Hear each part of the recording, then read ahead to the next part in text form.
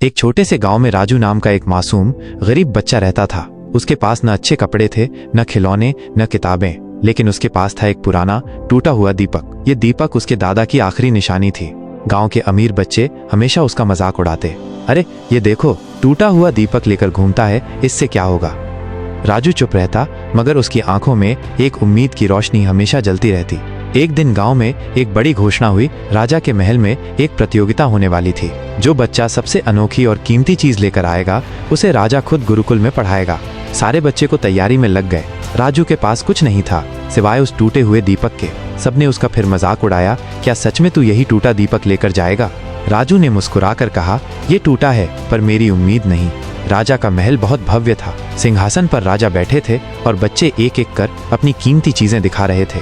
जब राजू की बारी आई, वो धीरे धीरे मंच पर गया। उसके हाथ में वही दीपक था। राजा ने उसे देखा और नाराज हो गए, ये क्या मजाक है, तू टूटा हुआ दीपक लाया है।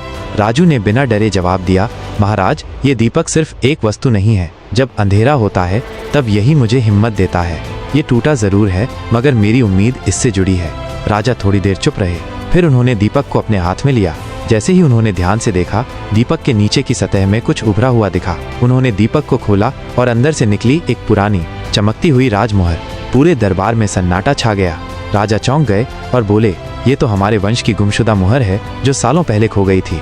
राजा उठ खड़े हुए। उन्होंने राजू को गले लगा लिया और कहा, बेटा तूने सिर्फ दीपक नहीं, एक पूरा इतिहास लौटा दिया है। तू गरीब नहीं, तू तो हमारे राज्य का रत्न है। भीड़ तालियां बजाने लगी। राजू की आंखों में चमक थी। अब वो टूटा दीपक सिर्फ एक दीपक नहीं था, वो एक प्रेरणा बन चुका था। रात में राजू महल की बालकनी में खड़ा था। उसके हाथ में वही दीपक था जो अब चमक रहा था। वो आसमान की तरफ देखकर मुस्कुराया और बोला, दीपक बाहर का हो या भीतर का, अगर उसमें रोशनी हो तो अंधेरा ज्यादा देर टिक नहीं सकता।